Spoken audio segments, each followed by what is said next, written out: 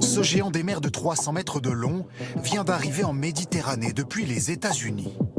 Avec une cargaison cruciale pour la France, qui vit sous perfusion grâce à ses bateaux. Du gaz en quantité colossale. Dans ces cuves, la consommation de 300 000 habitants sur un an, soit la population de Nantes ou Montpellier. Vincent Baccelli est pilote dans ces eaux depuis 20 ans, chargé de faire accoster ces mastodontes. Depuis la guerre en Ukraine, il a vu s'envoler le nombre de méthaniers transportant le fameux GNL, gaz naturel liquéfié. Là, c'est le premier GNL qui est arrivé au mouillage. Ensuite, c'est le second qui est arrivé. Et ici, le troisième, là, le BW Tulip. C'est quand même un terminal qui tourne non-stop depuis qu'il y a eu ce problème d'approvisionnement en gaz pour l'Europe. Dans ce terminal de Fos-sur-Mer, un bateau accoste tous les 2 jours, avec dans ses entrailles du gaz sous forme liquide pour qu'il prenne moins de place. Refroidi à une température de moins 160 degrés, et cela se voit en un coup d'œil. C'est juste le froid lié à un gaz naturel liquéfié qui, par définition, vient refroidir toute cette partie canalisation. C'est tellement froid que ça fait de la glace. C'est tellement froid que ça fait de la glace. Ce GNL provient parfois du décrié gaz de schiste américain et coûte environ 20% plus cher en raison de la transformation.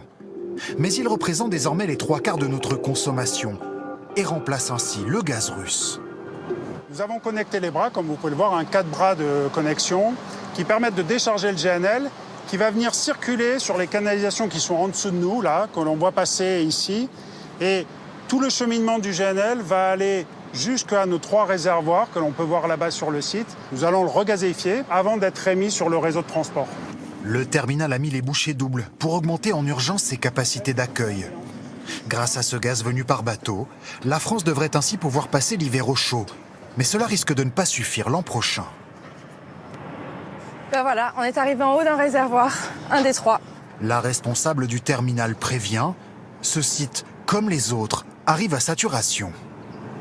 Si on voulait significativement quand même augmenter les capacités, ben voilà, il faudrait étendre le terminal. On a l'espace, la place ici. Ce terminal a été conçu pour être doublé en termes de taille. Ça prend combien de temps? Alors ça prend quand même plusieurs années. C'est pas des solutions qui sont très court terme. En tout cas, ça répond pas à un enjeu de l'hiver prochain. La France est donc tournée sur une solution d'urgence plus rapide. Faire venir un terminal méthanier flottant. C'est un gros bateau comme celui-ci, à gauche. Il devrait accoster au port du Havre, ici l'an prochain. Oui, alors le terminal flottant sera là, exactement après les 2 grosses bites d'abarrage, là, collées au quai. Une fois raccordé au réseau, le terminal flottant du Havre deviendrait alors le 5e dans 4 ports du pays. Après 9 mois de travaux, il pourrait accueillir des méthaniers dès le mois de septembre. Il est capable de traiter 5 milliards de mètres cubes annuels, ce qui représente à peu près 10% de la consommation française de gaz. C'est l'une des alternatives aujourd'hui au gaz russe avec la sobriété énergétique.